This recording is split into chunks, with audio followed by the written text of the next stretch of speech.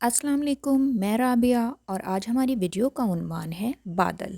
آج اس ویڈیو میں ہم بادل کے بارے میں جانیں گے کہ بادل کیسے بنتے ہیں۔ تو شروع کرتے ہیں اپنی ویڈیو۔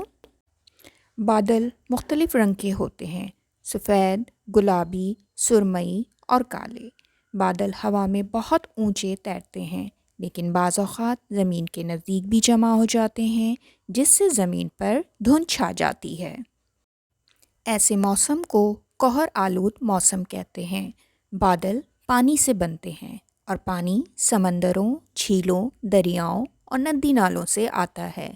یہ پانی بخارات بن کر اڑتا رہتا ہے اور یہ بخارات ہوا میں ننھے ننھے قطروں کی صورت میں تیرتے رہتے ہیں۔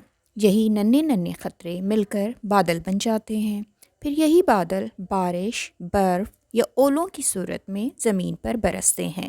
یہ پانی اس کے بعد نالوں کے ذریعے دریاؤں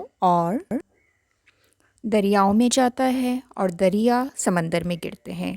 پانی کا یہ چکر اسی طرح جاری رہتا ہے۔ پہلے زمین سے بادلوں کی صورت میں اوپر اٹھتا ہے اور پھر زمین پر آ گرتا ہے۔ بارش ہمیشہ بادلوں سے ہوتی ہے، لیکن بادل ہمیشہ بارش نہیں برساتے۔ بادلوں میں پانی کے ننھے ننھے قطروں کے ساتھ گرد و غبار کے ذرے بھی چمٹ جاتے ہیں۔